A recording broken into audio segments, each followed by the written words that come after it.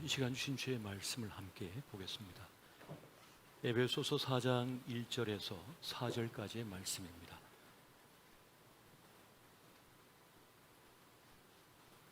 이 말씀 우리가 다 함께 한 목소리로 합독하여 보겠습니다. 자, 시작. 그러므로 주 안에서 갇힌 내가 너희를 권하노니 너희가 부르심을 받은 일에 합당하게 행하여 모든 겸손과 온유로 하고 오래 참음으로 사랑 가운데서 서로 용납하고 평안에 매는 줄로 성령이 하나 되게 하신 것을 힘써 지키라. 몸이 하나요 성령도 한 분이시니 이와 같이 너희가 부르심의 한 소망 안에서 부르심을 받았느니라. 아멘. 결혼해야만 할까요? 한 청년이 저에게 던진 질문이었습니다. 아마 나름 고민이 됐던 것 같습니다.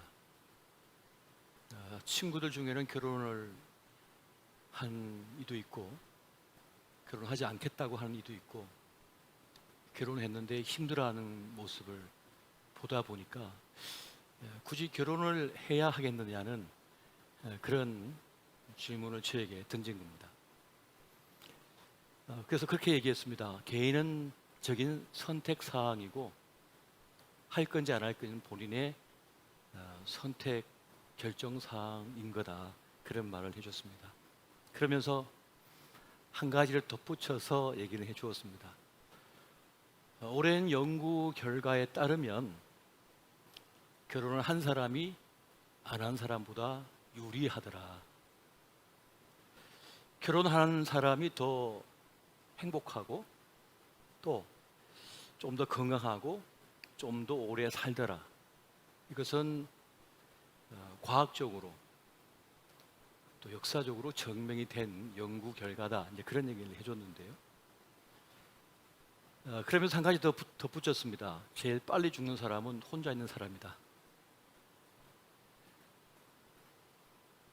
혼자 독처하는 사람이 같이 더불어 사는 사람보다 죽을 확률이 3배나 많답니다. 그건 통계적으로 나온 결과인 거거든요. 그러니까 제일 빨리 죽는 사람은 혼자 홀로 독처해 있는 사람이고, 그 다음은 누구냐 하면 같이 살긴 사는데 불행한 사람이고, 제일 오래 사는 사람은 누구냐? 둘이서 행복하게 잘 사는 사람이다. 그런 얘기는 해줬습니다. 결혼하면 정말 행복할까요? 하는 질문을 던지기도 합니다. 정말 행복한 걸까요? 질문을 던지는 거죠.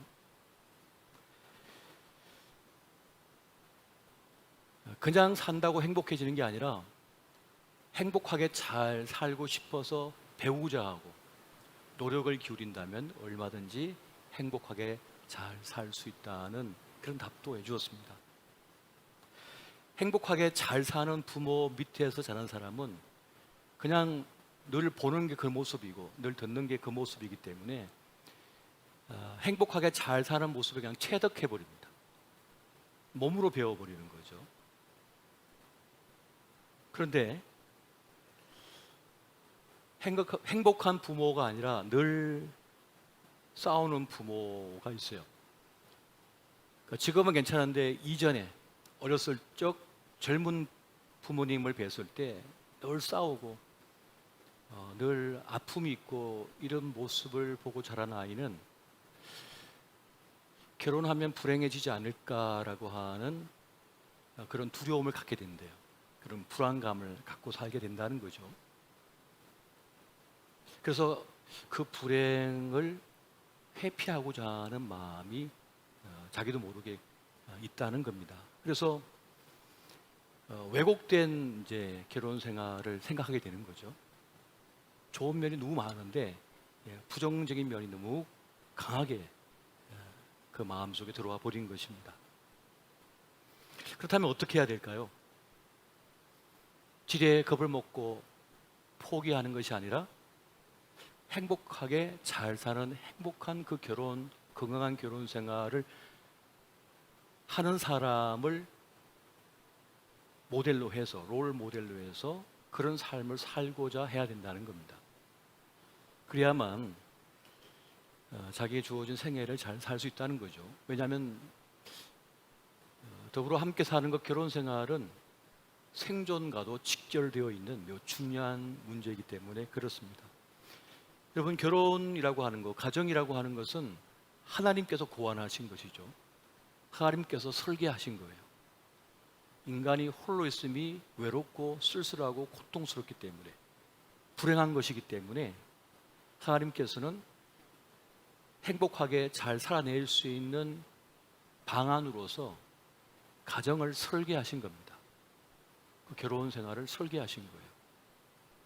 하나님의 설계도대로 살면 되는데 하나님의 설계대로 살지 않고 자기 마음대로 살려고 하니까 행복한 삶을 살지 못하는 것을 보게 됩니다. 여러분, 홀로 있음 버려짐은 심판과도 같은 모양입니다. 중범죄자들을 어디에 넣습니까? 독방에 보내는 거예요. 홀로 있게 만들어 버리는 거예요. 아무하고도 대화를 나누지 못하고 아무하고도 정서적 교감을 나누지 못하며 내가 행복한지 슬픈지 아픈지 나눌 대상이 전혀 없는 자리가 뭡니까? 독처하는 자리, 혼자 있는 자리, 고독한 자리거든요. 그래서 이 징벌방도 이 독방이 가장 강력한 징계가 되는 것을 우리가 보게 됩니다.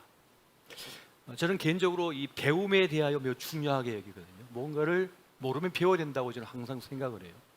뭔가 보고 배우고 훈련을 받으면 나아질 수 있다고 저는 항상 그렇게 믿고 있습니다.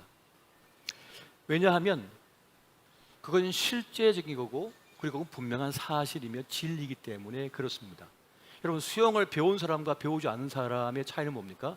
물에 빠졌을 때 얼마 동안은 버틸 수가 있지만 수영을 못한 사람은 그냥 꼬르륵 들어가거나 버리는 겁니다. 생존할 수 없는 거죠. 근데 수영하는 법을 배운 사람은 생존할 수가 있는 거예요. 그 물에서. 농사를 지었는데 옛날부터 어른들 하는 그 농사 법을 배워서 농사 짓는 사람이 있는데 선진 농법을 배웠어요. 비료를 하는 법, 어떻게 싹을 틔워서 하는 법, 어떻게 물을 대주는 법까지 잘 교육받은 사람은 그의 풍년을 거두지만 그냥 옛날 하던 식으로만 계속한 사람은 그냥 텃밭만 갖고 다 끝나는 거예요. 그러니까 배운 사람, 훈련받은 사람, 뭔가 더 나은 것을 추구하며 애쓴 사람하고는 전혀 다른 결과를 가져오는 것을 보게 됩니다. 그래서 우리는 행복한 인생, 행복한 삶을 위해서는 배워야 되고 관심을 가져야 되며 노력을 기울여야 된다는 사실입니다. 사실 우리는 사람에 대해서 잘 모르거든요. 그럼 어떤 사람이 좋은 사람이고 어떤 사람이 건강한 사람일까요? 이거에 대한 정의를 내려보라고 하면 사람들은 잘 내리지를 못합니다. 다 괜찮은 것 같고 다 좋은 것 같거든요. 그런데 우리가 분명한 것은 내가 친구를 먹어야 되고 어떤 사람과 평생 살아야 된다면 좋은 사람을 만나야겠죠. 근데 좋은지 나쁜지를 모르면 엉뚱한 선택과 결정을 하게 되는 겁니다. 마치 음식과 비슷하게 생각할 수 있어요. 여러분, 좋은 음식을 먹으면 몸에 좋지요. 나쁜 음식을 먹으면 몸에 나쁩니다. 내 몸속에 좋은 음식, 내 몸에 좋은 음식을 먹으면 내 몸이 건강해지고 영양 공급을 받게 되는 거예요. 힘이 나는 거예요. 그런데 쉬어버린 음식, 그래서 독소가 퍼지는 음식을 여러분 섭취했다고 생각해 보십시오. 그럼 당장 몸에 발진이 나거나 고통 속에 토하게 되는 거예요. 그거가 똑같은 거예요. 좋은 사람을 만나면 나에게 좋은 영향이 있어요. 나쁜 사람 만나면 나쁜 영향이 있는 거예요. 그것처럼 사람의 좋고 나쁨에 대하여 또 건강한 사람에 대하여 바르게 우리가 이해를 할 필요가 있는 거죠. 대체적으로 우리는 의존적이지 않고 독립적인 사람을 건강하고 괜찮은 사람이라고 말할 수 있겠습니다. 다시 말하면 주체적인 삶을 살 수 있는 사람이라고 할 수 있겠어요? 그러니까 스스로 바른 판단을 하고 결정을 할 수 있는 사람인 것입니다. 정서적으로 부모에게 독립되어져서 자기 삶을 주체적으로 살 수 있는 능력이 있는 사람이라 할 수 있겠어요? 그래서 이런 사람은 어떤 상황에서든지 살아낼 수가 있게 되어지는 것입니다. 자족할 줄 아는 사람이 있죠. 많이 벌든지 적게 벌든지, 평소 때는 잘 벌었지만 코로나 때문에 잘 못 벌 수도 있어요. 수입이 적을 수 있잖아요. 그렇지만 살아내는 사람이 있습니다. 많이 벌든지 적게 벌든지 상관이 없이 그거를 스스로 조절해서 살아낼 수 있는 사람이 있어요. 예를 들어서 내가 이 몸으로 북극에 갈 수도 있고 저 아열대 지방을 갈 수 있어요. 아프리카도 갈 수 있죠. 그런데 차가운 지역에 와서 제가 쓰러져 버렸어요. 혹은 열대 지방 가서 쓰러져 버렸어요. 우리의 체온은 어떻습니까? 추운 데 가면 몸에서 막 열을 내가지고 체온을 유지해서 건강하게 나를 지켜야 되고요. 더운 데 가면요, 땀을 막 내가지고 내 체온을 또 유지해서 살아낼 수 있어야 되거든요. 이게 건강한 사람입니다.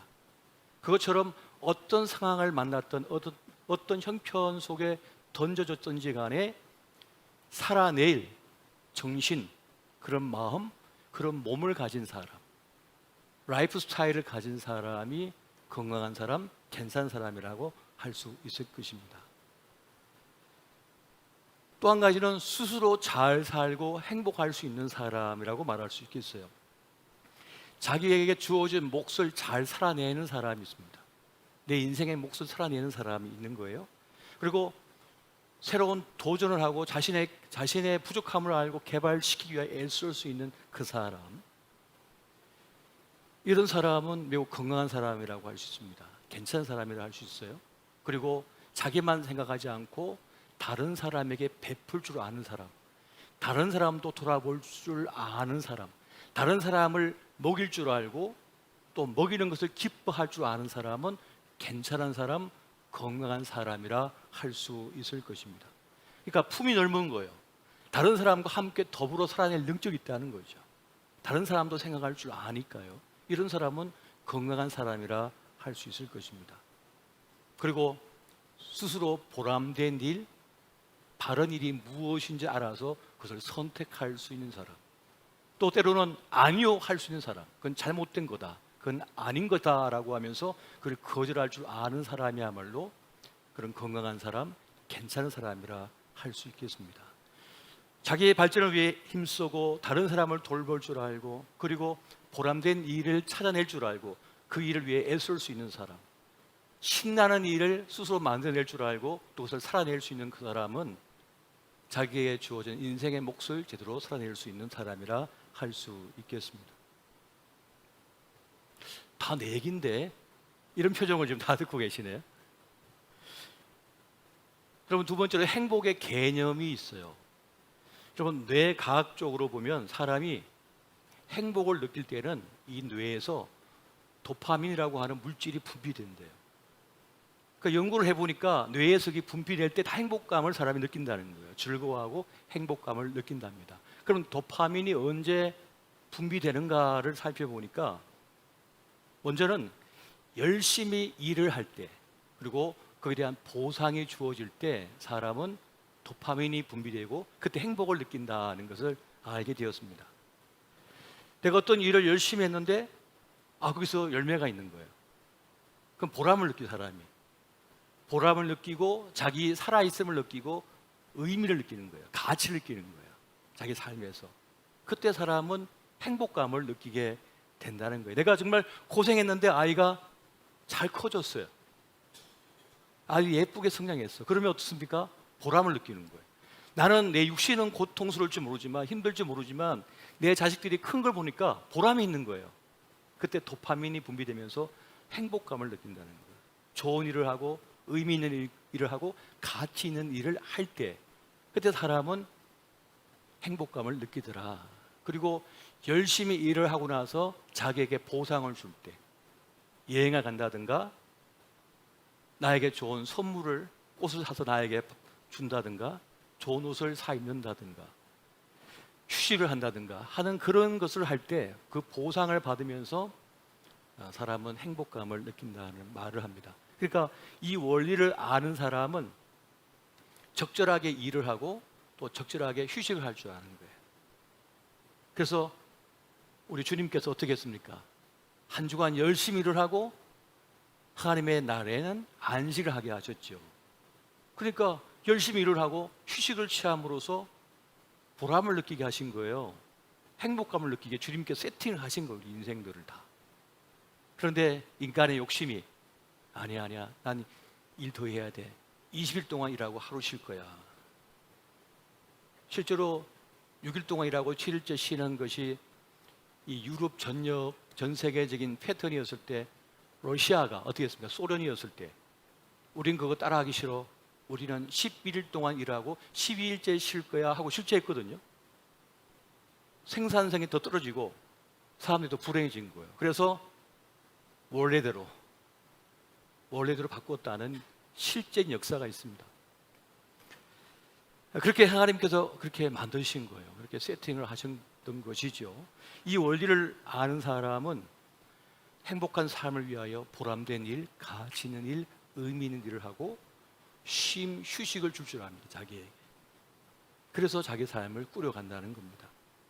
또 한 가지는 사람은 관계를 통해서 자기 효능감을 경험할 때 행복을 경험하게 된다고 해요.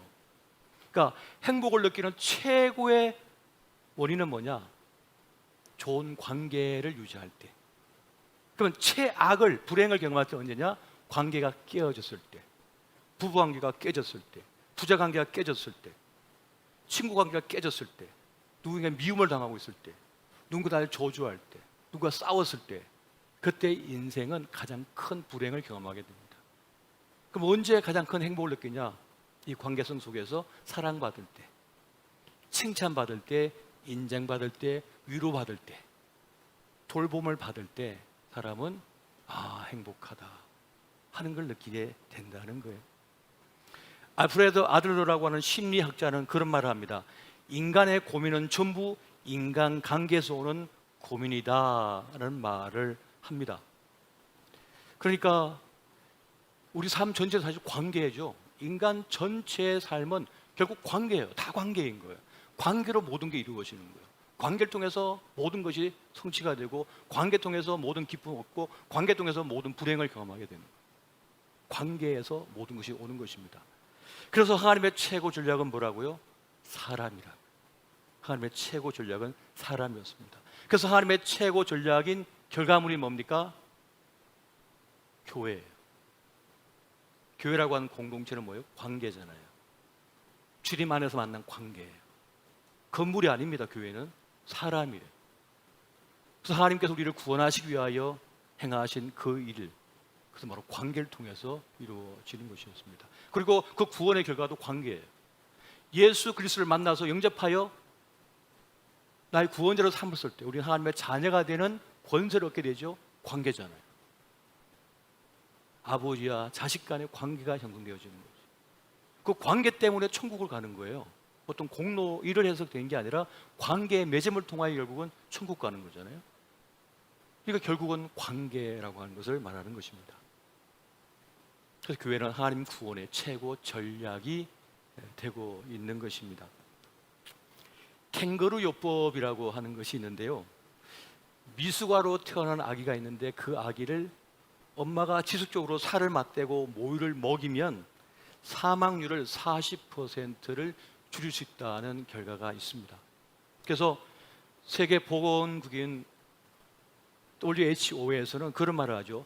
저체중 신생아가 태어났다면 산모와 신체 접촉을 해야 된다라고 하는 것이 공고사항으로 나와 있는 것을 보게 됩니다.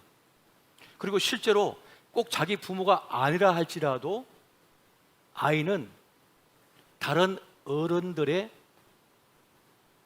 매우 친근한 다정한 음성만 듣기만 해도 부모와 신체 접촉한 것만큼이나 평안을 누리고 몸의 건강을 회복한다는 결과도 있습니다.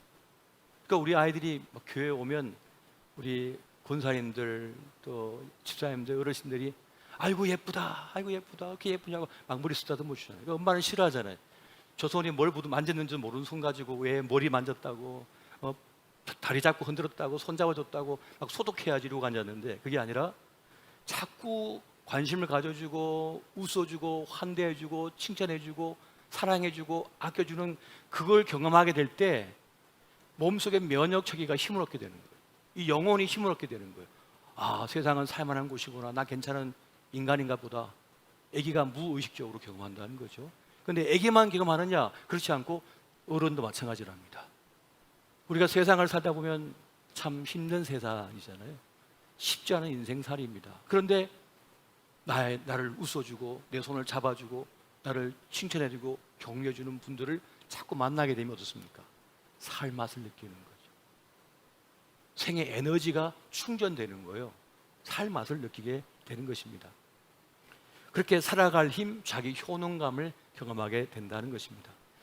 실제 의학적으로 신체 접속, 이 정서적 공감은 고통을 진정시키고 질병 치료에 도움이 된다는 결과가 이미 나와 있습니다.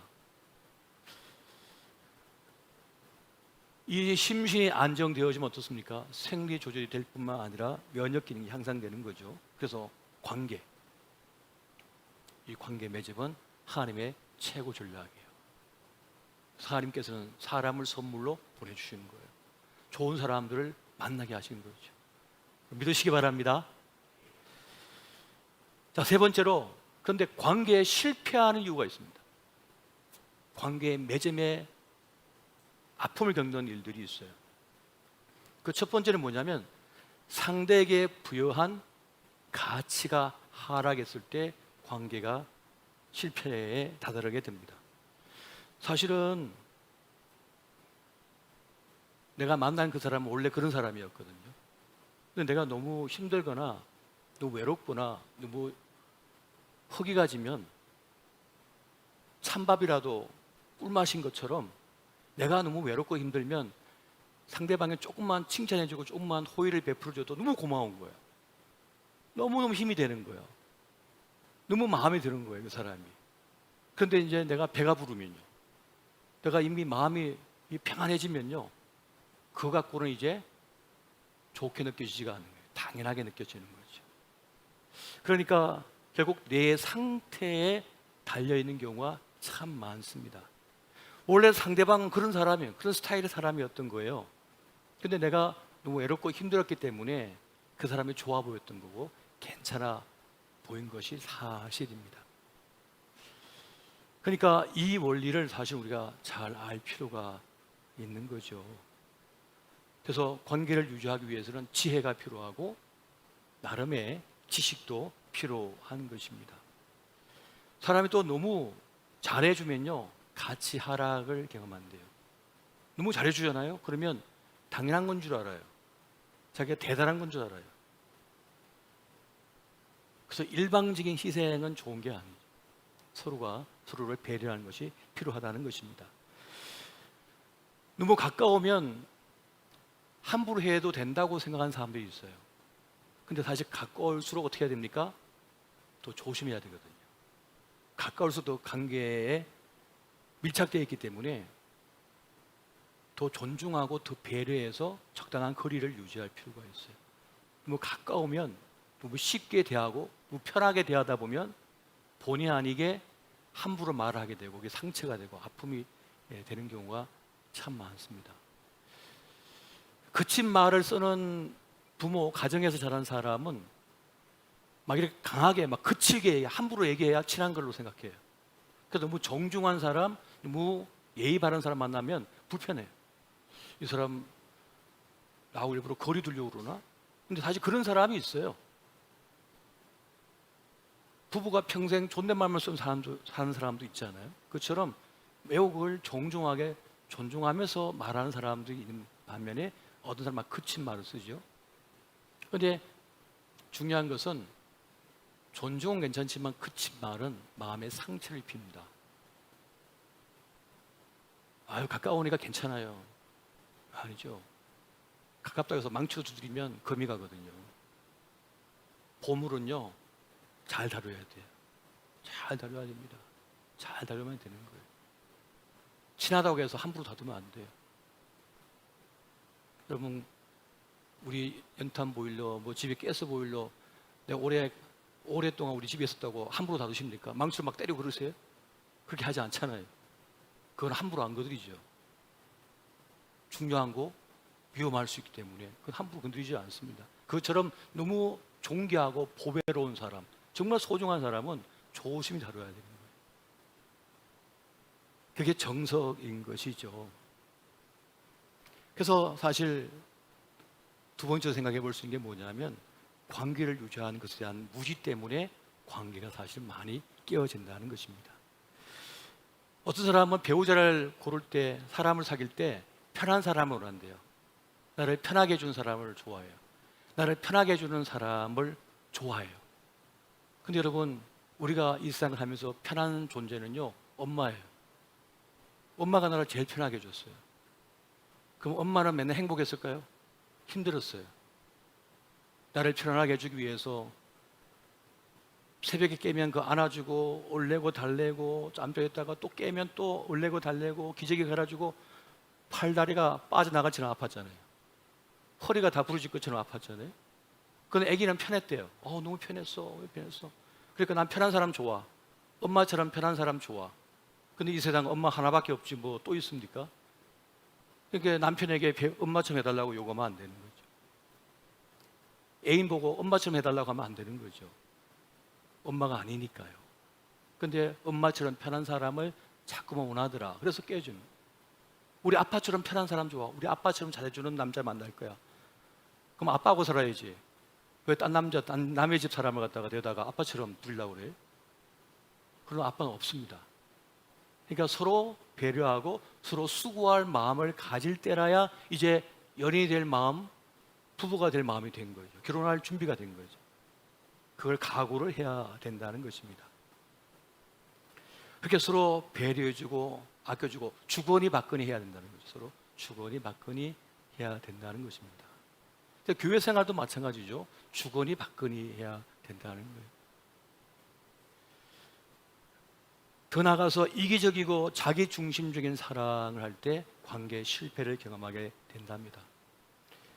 사랑은 우러나와서 서로 주고받아야 되는 것이지 일방적으로 요구해서 받는 건 아니거든요. 근데 그걸 요구하는 가운데 서로 사랑에 문제가 생길 수가 있다는 것입니다. 막 서로 추궁하는 거예요. 장로님 이래야 됩니까? 장로님 하십시오. 권사님 이래야 되지 않습니까? 권사님 안 해줘요. 그 권사님 삐져가지고. 사랑은 추궁당해서 하는 게 아니에요. 우러나와서 하게 해야 되는 거거든요. 사랑은 우러러 나와야 돼요. 자연적으로 나와야 돼요.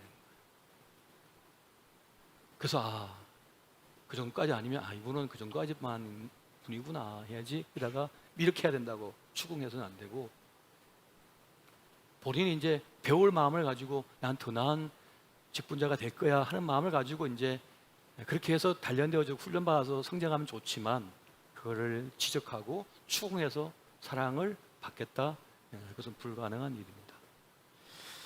그래서 우리는 이 사랑의 원리, 행복의 원리를 알 필요가 있고 관계를 이어가는 법을 잘 알 필요가 있겠습니다.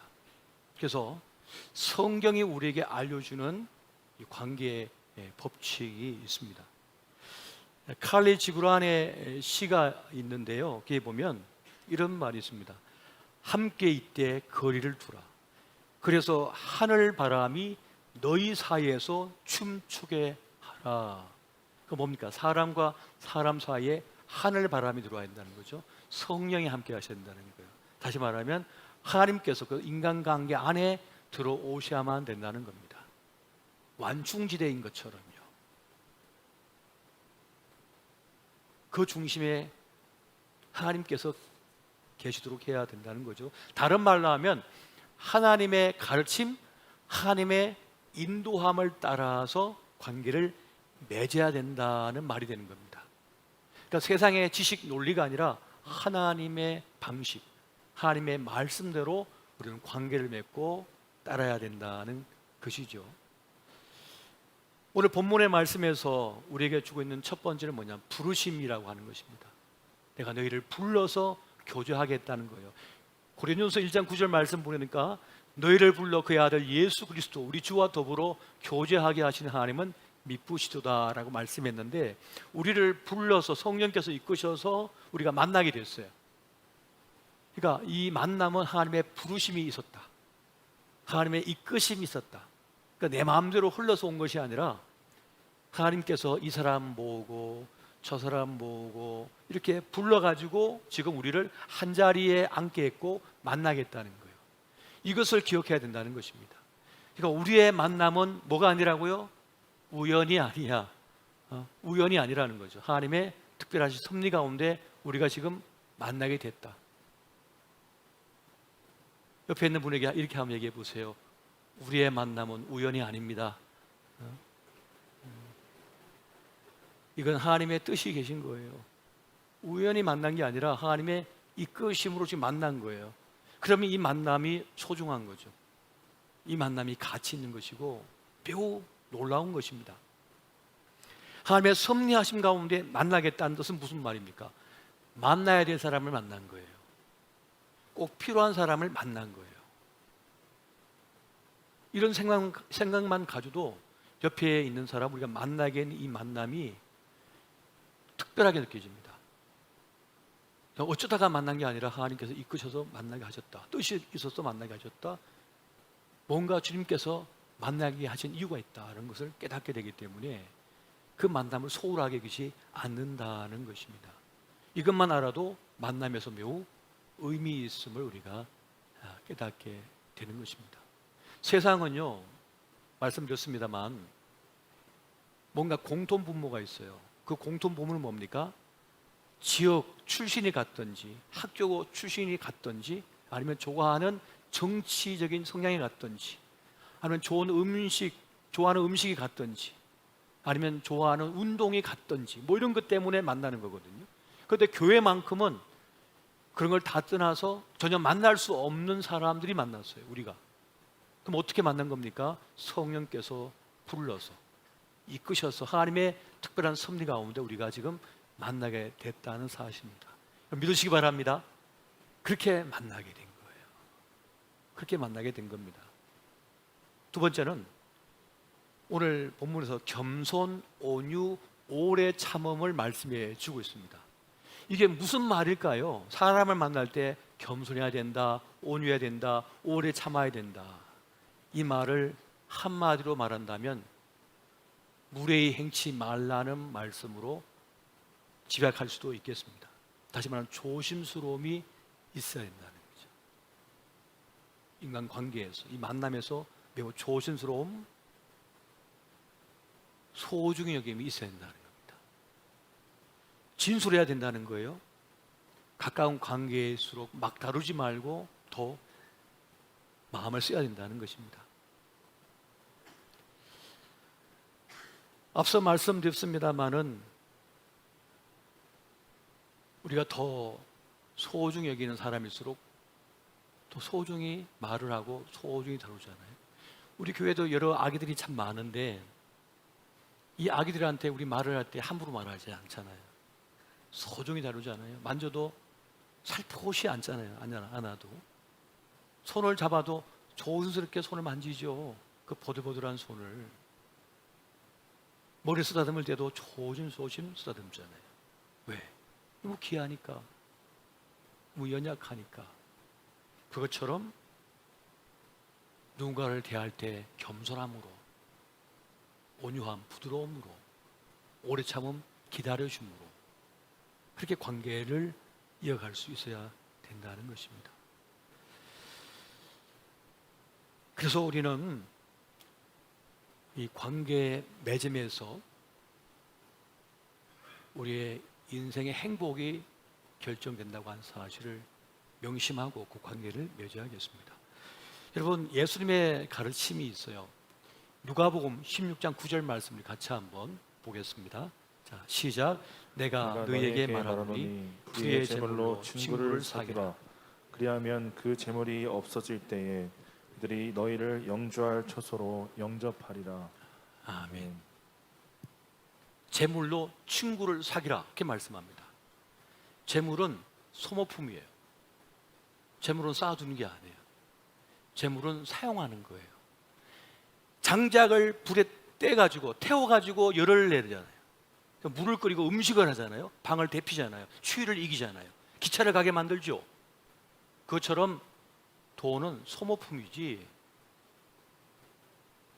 그것이 주 목적이 절대 아니라는 것입니다. 근데 오늘 뭐라고 했습니까? 불의의 제물로라도 친구를 사귀라. 무슨 말입니까? 돈을 써서 관계를 맺어야 된다는 것입니다. 사람을 이용해서 돈을 버는 게 아니고요, 돈을 써서 그 사람을 얻어야 된다는 거예요.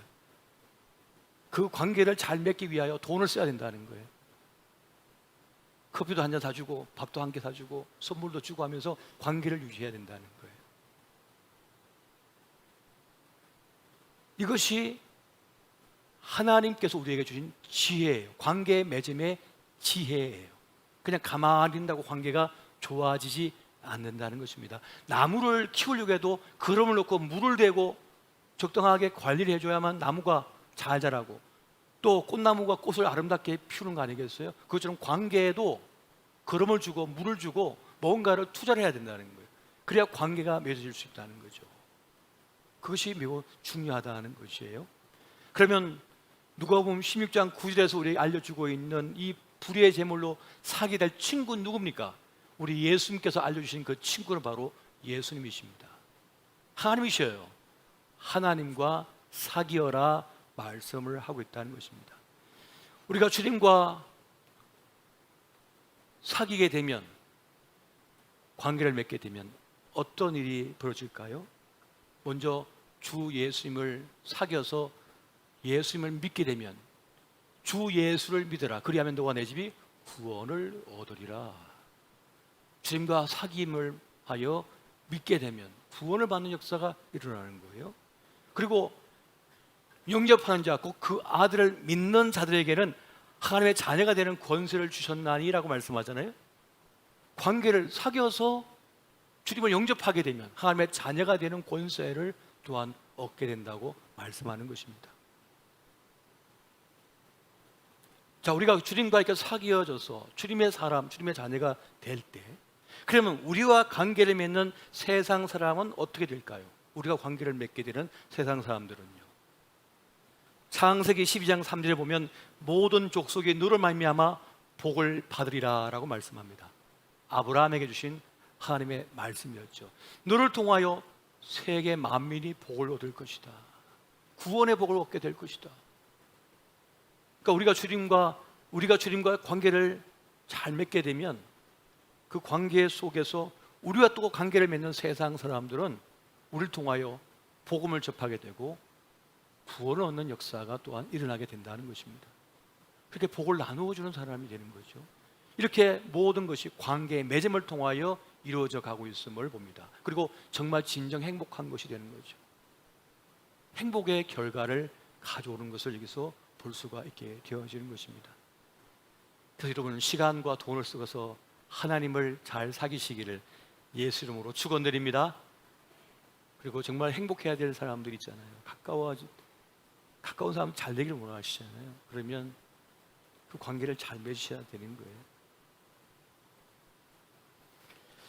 그렇게 하나님께서는 우리에게 교회를 선물로 주셨습니다. 요즘 복지 계속 말을 하는데 하나님의 최고의 복지는 이웃입니다. 이웃을 잘 만나면 살 수 있어요. 정치인들은요, 자꾸 불화를 조장을 해요. 물론 저도 정치인들이 훌륭하고 중요한 인물들이라는 건 전 잘 알고 있습니다. 정치가 망가지면 국가가 망가지거든요. 그래서 정치인들을 위해 기도해 줘야 됩니다. 그런데 정치인들이 잘하는 것 가운데 하나가 불화를 조장하는 거예요. 그래서 자기 편 만들어가지고 자기의 원하는 대로 뭔가 하려고 해요. 자기 이득을 위해서 불화를 조장할 때가 많거든요. 그 사람 떨어뜨려야 내가 올라가니까 어쩔 수 없는 생존을 위한 싸움이겠지만, 그러나 하나님의 원리와는 반대로 가는 경우가 많죠. 하나님께서는 서로 화합하게 하고 이웃이 되게 만들게 하시거든요. 그래서 함께 더불어 살아내게 하기를 주님께서 원하시는 거예요. 이것이 주님께서 원하시는 모습인 것입니다. 여러분, 종종 그런 사건 사고 보지 않습니까? 차가 갑자기 고속도로에서 불이 나가지고 그 갇혀 있는데 지나가는 사람들이 차를 세우고 쫓아와가지고 그 사람을 꺼내려고 하는데 꺼낼 수가 없는 거예요. 그래서 자기 차에 있는 거 공구를 가져와서 두조 깨가지고 그 안에 있는 사람을, 막 불타고 있는 차 안에서 사람을 끄집어내서 살려내잖아요. 이게 이웃의 모습 아닙니까? 최고의 복지, 최고의 전략은 사람인 거예요. 바로 이웃이 되는 겁니다. 이웃이 되는 거. 이 강도 만난 자의 이웃이 누구가 되겠느냐? 강도 만난 자를 돌봐준 선한 사마리아 사람입니다. 주님께서 뭐라 했습니까? 그러한 사람이 되라고 우리에게 말씀해 주고 있는 것입니다. 너가 그들의 이웃이 되어 주라. 이 관계를 통하여 구원의 역사가 나타나게 된다는 것입니다. 그래서 오늘 말씀에 매우 중요한 말씀이 있죠. 결론적으로 주신 말씀, 성령이 하나 되게 하신 것을 힘써 지키라. 어떻게 너희들을 만나겠는데 깨지냐? 어떻게 만나겠는데 그렇게 튀겨져 나가냐? 주님은 계속해서 우리를 모으고 계셔요. 계속 끌어당기셔요. 주님은 계속 매주마다 끌어당기시거든요. 근데 사단이는 중간에 들어와 가지고 하나가 못되게 계속 이간질을 시키는 거예요. 계속해서 우리의 마음의 그릇에 생각을 톡톡톡 집어넣어요. 여러분이 지금 생각한다고 해서 그 생각이 다 내 생각이 아닙니다. 사단 마귀가 집어넣은 준 생각이 많아요.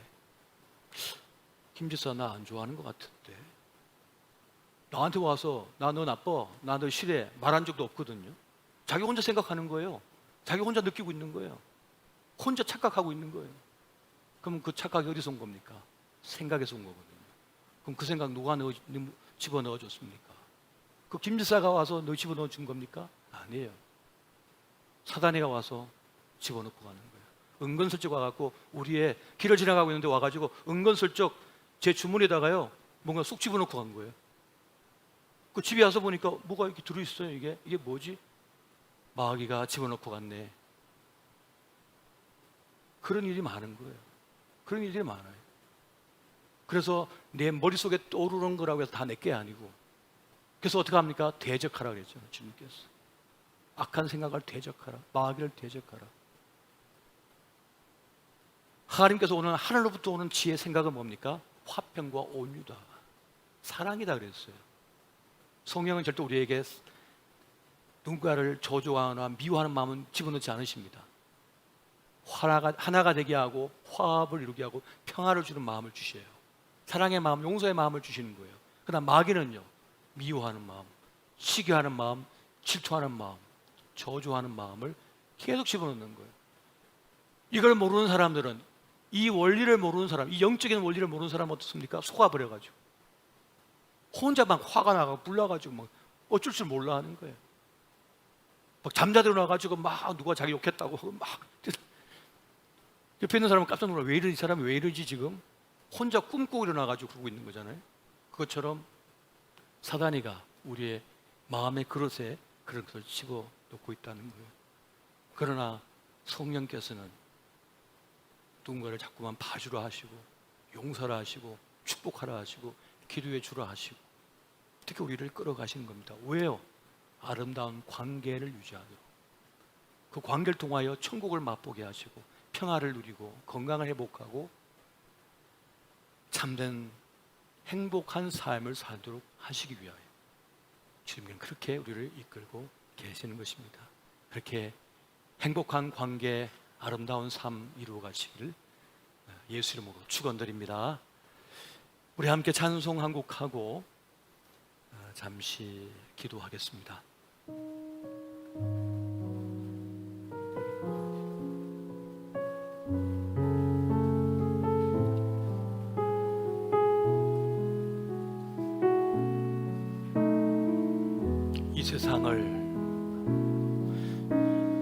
이 세상을 살아가는 동안에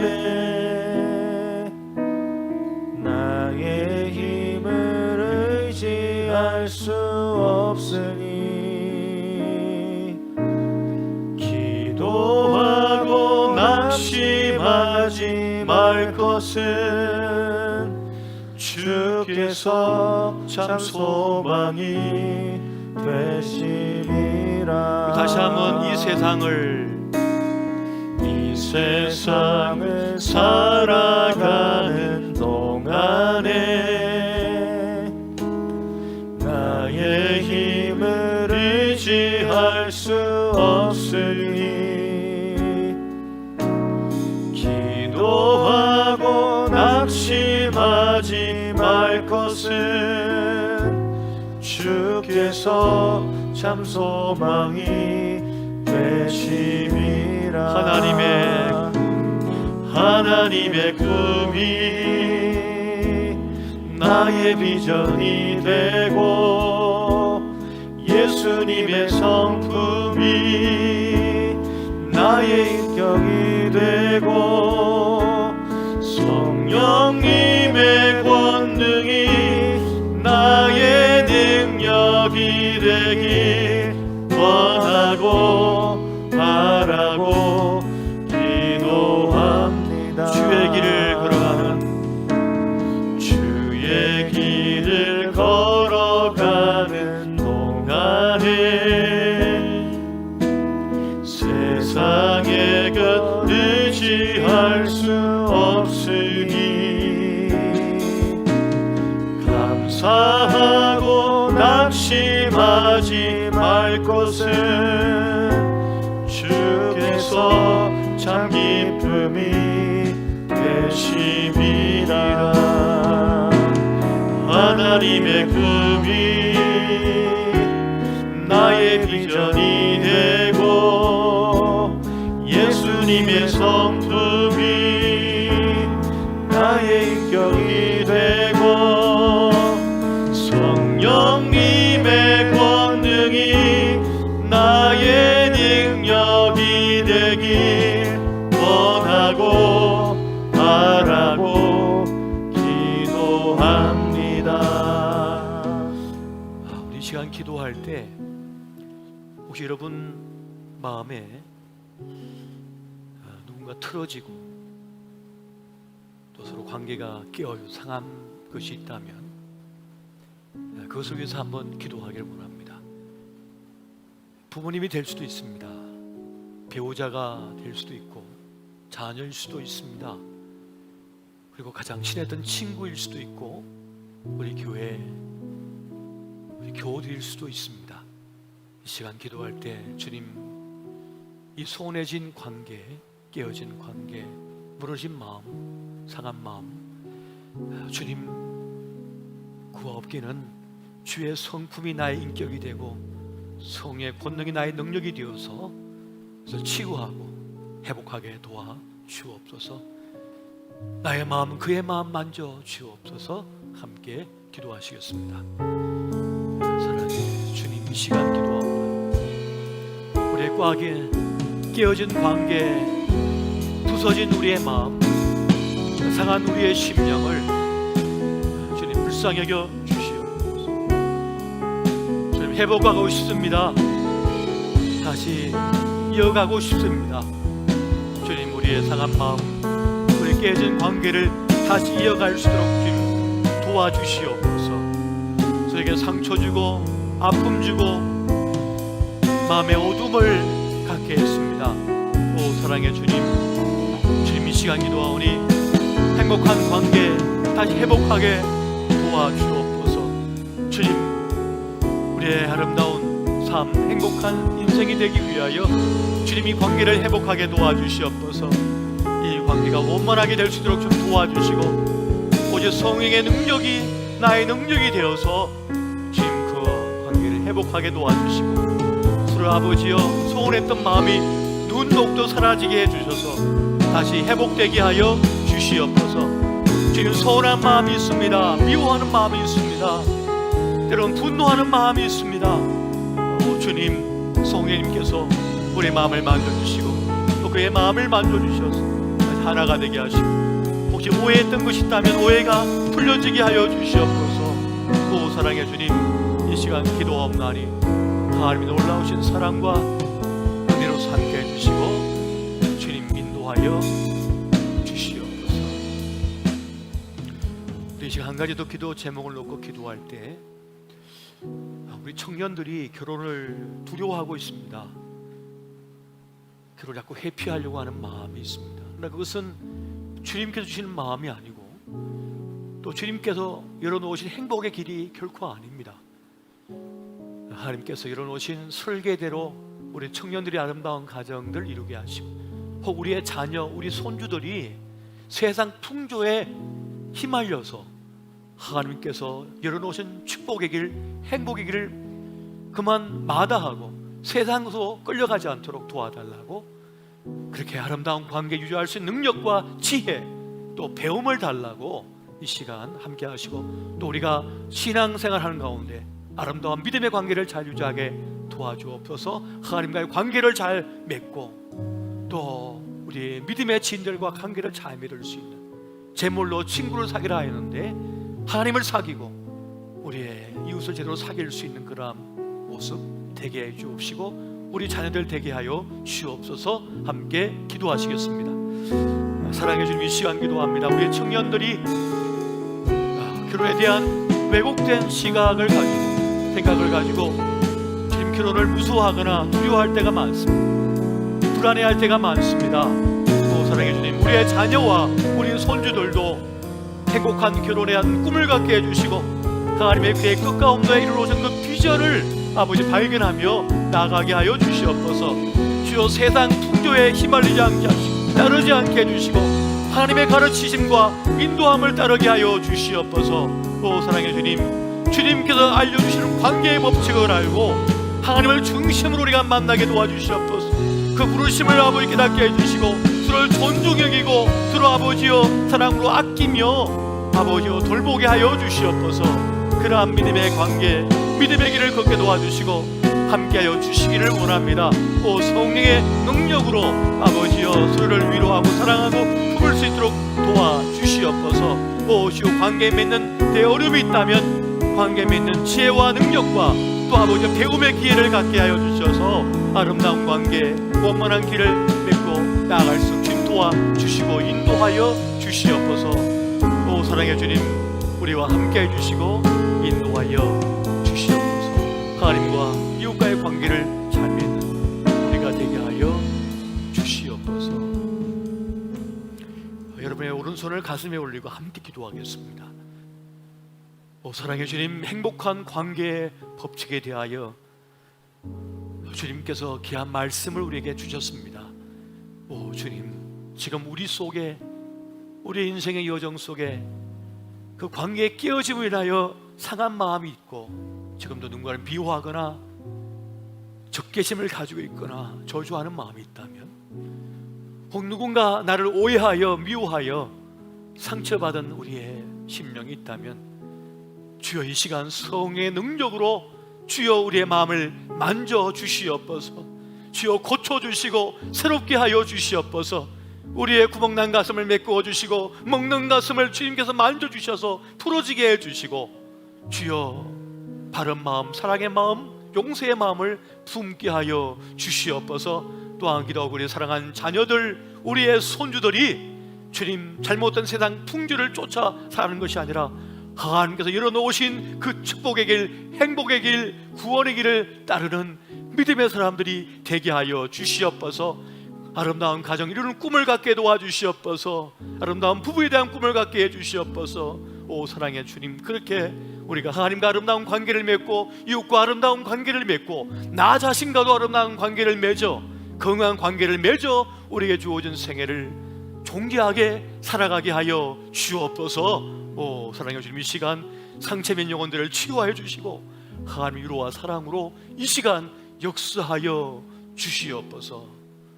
이 모든 말씀 우리 주 예수님 이름으로 축복하며 기도하옵나이다. 아멘. 우리 주님께 감사, 영광의 박수 드리겠습니다.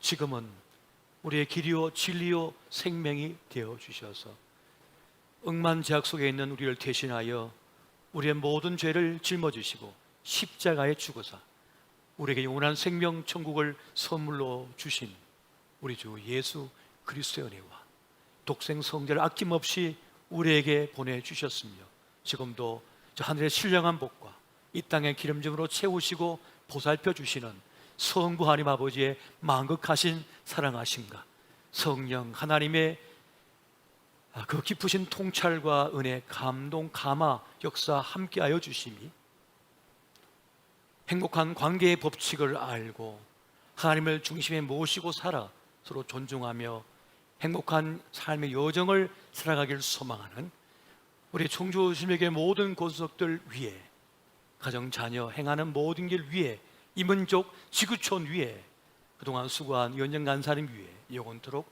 함께 계실지어다. 아멘.